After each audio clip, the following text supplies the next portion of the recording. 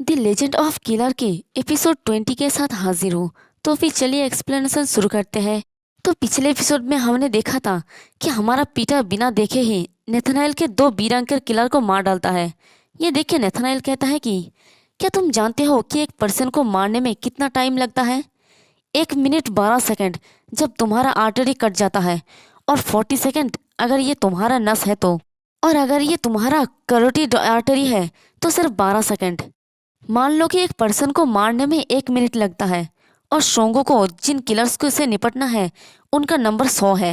मैं बहुत ही ज्यादा क्यूरियस हूँ, क्या सोंगो 100 मिनट तक जिंदा रहेगा? और देखते हैं कि एक नेथनाएल के सारे किलर्स बड़ी तेजी से पीटर की तरफ आगे बढ़ रहा होता है। और एक किलर कहता है कि ये कंट्री बहुत ही बकवास है, यहाँ तो बहुत ही ज्यादा शांति है, और यही वो चीज है जो मुझे जिंदा रहने का एहसास दिलाता है। तुम सहमत नहीं हो बच्चे? और पीटर भी रेडी होता है उनके ऊपर अटैक करने के लिए। और जैसे ही पहला वाला पर्सन आता है वो उसके मुंह पे एक जोरदार पंच मारता है। इसी के साथ दूसरे वाले के मुंह पर एक जोरदार किक, और वो दोनों ही उस एक एक किक में और पंच में ही ढेर हो जाता है। और पीछे से बाकी लोग आते हुए चिल्ला के कहता है कि मैं अपने भाइयों के सेक्रीफाइसेस को मरते दम तक याद रखूंगा। हमारे साथ निपटने के लिए ये काफी नहीं होगा एशियन बच्चे। चलो हम सब लोग एक बार में ही उसके ऊपर जम कर देते हैं। और ये सब कुछ देख के यूना परेशान होकर अपने मन में कहती है कि रुको, अगर ये सब इसी तरह से चलता रहा तो सोंगो काफी ज्यादा डेंजर में पड़ जाएगा। वो धीरे धीरे कॉर्नर में जा रहा है, और देखते कि पीटर धीरे धीरे दीवार के पास जा रहा होता है। उसके पास सामने पर और ना ही पीछे जाने का कोई रास्ता होता है, और सामने की तरफ से सारे किलर्स उसके तरफ आगे बढ़ रहा होता है। तो पीटर उन्हें देखकर अपने मन में कहता है कि वो जरा भी चिंतित नहीं है। हालांकि उनके साथी मर चुके हैं, फिर भी उनके फाइटिंग स्पिरिट में जरा भी कमी नहीं आया है। तो एक किलर पीटर को कहता है कि तुम इस बात से हैरान क्यों हो रहे हो? इससे मुझे शर्मिंदा महसूस होता है। हम जन्म से ही साथ है, तुम इसे नहीं समझ पाओगे। तो दूसरा वाला कहता है कि तुम इसे नहीं समझ पाओगे क्योंकि तुम अलग ढंग से राइज हुए हो। हम अपने जान जोखिम में डालकर जिंदा रहे हैं। और वो पीटर के ऊपर अटैक कर देता है, लेकिन पीटर बड़ी तेजी से उनके सारे अटैक को डॉज कर रहा होता है। और नेथनाएल ये सब कुछ ऊपर से देखकर कहता है कि सोंगो बहुत अच्छी तरह से डॉज कर रहा है, वो बहुत फास्ट है, लेकिन अगर वो सिर्फ डॉज करता रहेगा तो जीत नहीं सकता।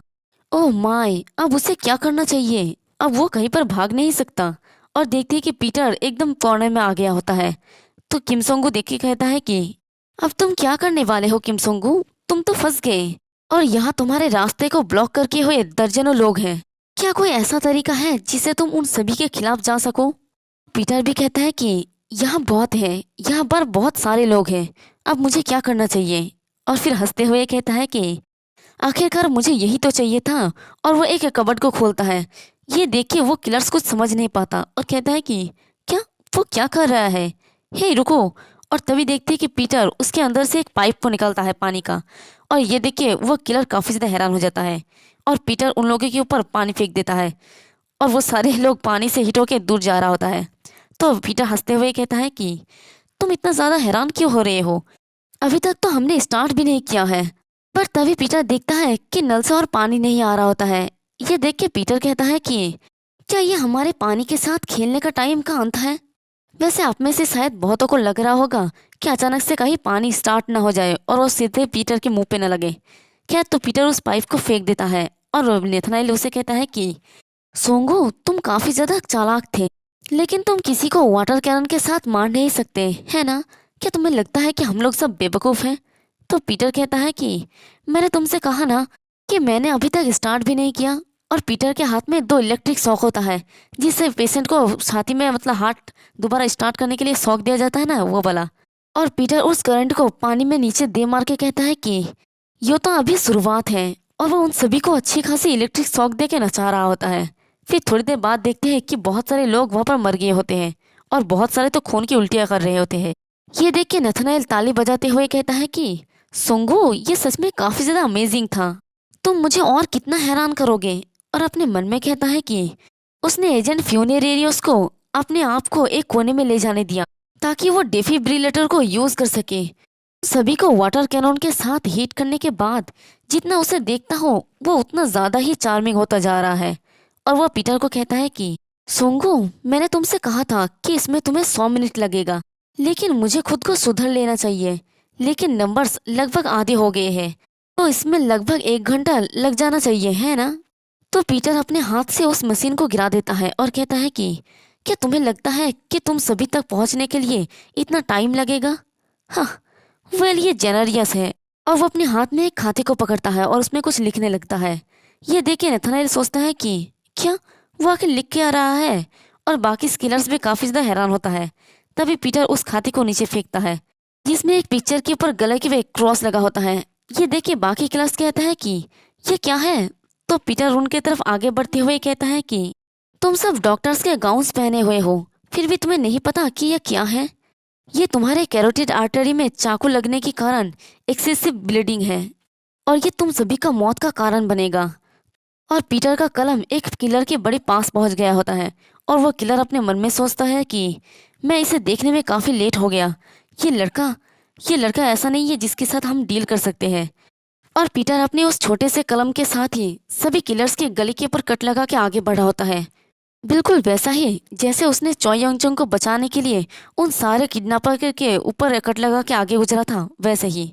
और यहाँ पर इतने सारे किलर्स को देखते देखते ही पीटर कुछ ही मिनट में ही उन्हें मार डालता है, और बाकी जो बचा कुचा किलर्स होता है वो सारे पीटर के ऊपर झपट पड़ता है। लेकिन पीटर उन्हें एक ही झटके में दूर हटा देता है।